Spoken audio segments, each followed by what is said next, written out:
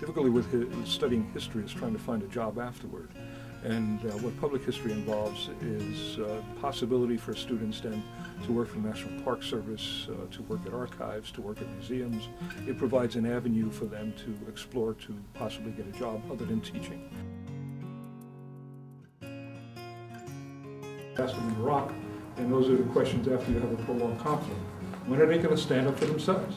Wherever possible, I try to do something different. For example, bring my guitar to class and play some of the songs so that we can interact and certainly get the sense of it and what it's all about.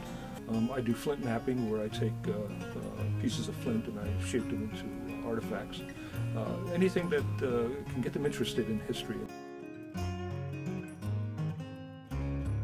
It's been remarkably successful. We've had students at the Smithsonian, we've had students go on to graduate school, we've had students currently working in museums across the United States, and it's because they come out of here with a head start.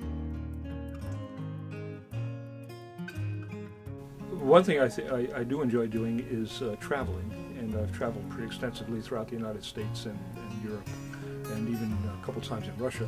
I was on an archaeological dig, for example, in Russia, where we spent time in the forest and very isolated conditions. But it was also very risky. Some outlaws drove up, and they had, of course, Kalashnikovs with them. And it turns out that they told them I was an American working with them that year, so they pretty much left them alone. But the year before, they had literally beaten up members of the archaeological team. We had traveled to there's a mountain. I can't remember the name of the mountain, but finally we get to the top, and it's one of the most gorgeous sights I think I've ever seen of all the Alps. You know, it's beautiful. And then Ray stood up there by a stone wall, beautiful background with Ray, and I'm starting to take the picture, and all of a sudden I noticed that there were crows, and one started landing next to Ray, then another started landing next to Ray, and as I put my camera up to take his picture, 40 huge crows flew right down on top of him. So I'm laughing, I take the picture, and Ray explains to me that he's always had something with the crows. He says that he and the crows, they kind of like have an understanding.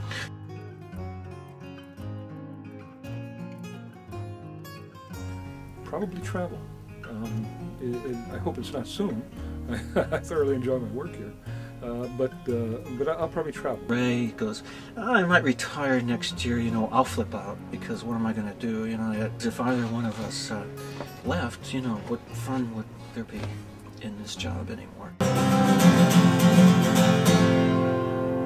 Okay, well that's it. We'll warm up.